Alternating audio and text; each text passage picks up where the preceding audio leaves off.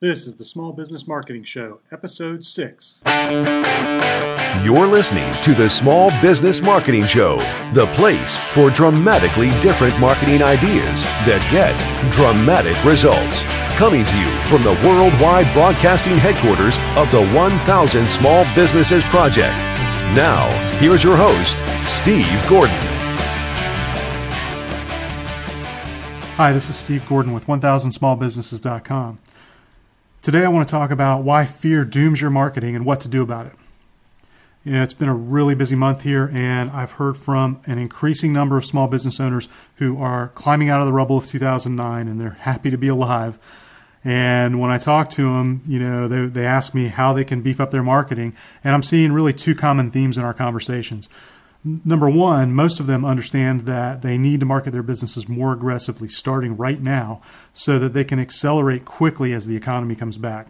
Number two, nearly all of them are stuck. They're really unsure of where to invest their marketing dollars to get the best results. And really what they are is they're afraid to commit the limited resources they have on anything that's less than a sure thing.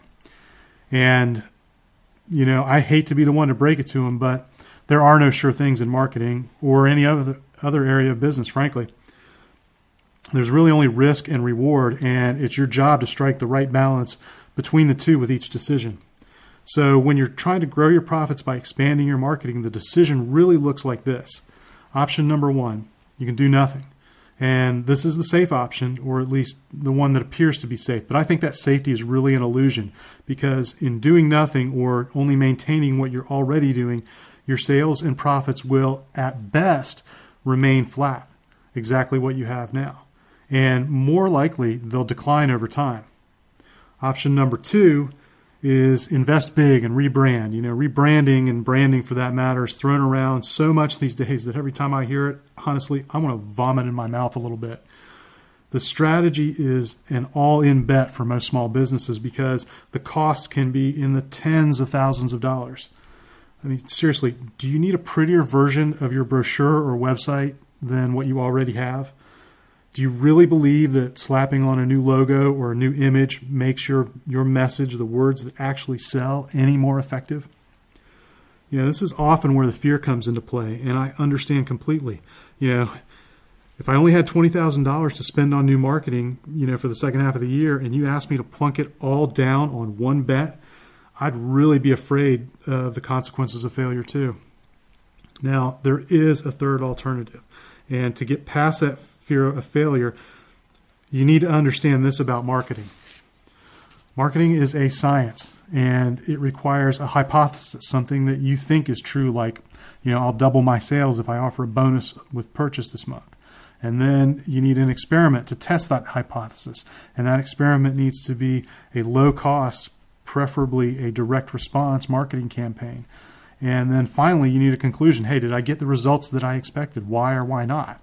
And, you know, you can make some changes and run another experiment. And in doing so, you make a series of small bets, and you learn every time that you do. And I think this is a much more logical and sane approach than what you hear being offered out there, you know, in terms of rebranding, which just simply requires so much money to get any kind of effect with. Now, what happens now is instead of stepping up to bat and you know, swinging for the fences, hoping to hit that home run, all you have to do is keep hitting base hits. You know, every marketing experiment that you run builds on the ones before. You learn more, and they generally produce better and better results as you go forward. Now, occasionally you will have a marketing experiment that fails, and that's okay because you didn't risk much money on that individual campaign, and you simply log that one up to a lesson learned and you run the next one. So remember, as you approach marketing coming out of this recession, market like a mad scientist. Run those experiments. If you'd like to get more marketing ideas like this, go to my website. You'll find more podcasts, articles, videos, and a whole host of reports that will help you build your business. Go to 1000smallbusinesses.com today. You've been listening to Master Marketer Steve Gordon. Steve invites you to discover his most popular marketing report ever, The 7 Deadly Marketing Sins That Will Kill Your Business. Visit 1000smallbusinesses.com/free gift and sign up to get instant access to this valuable resource. Go now to 1000smallbusinesses.com/free gift to claim your copy today.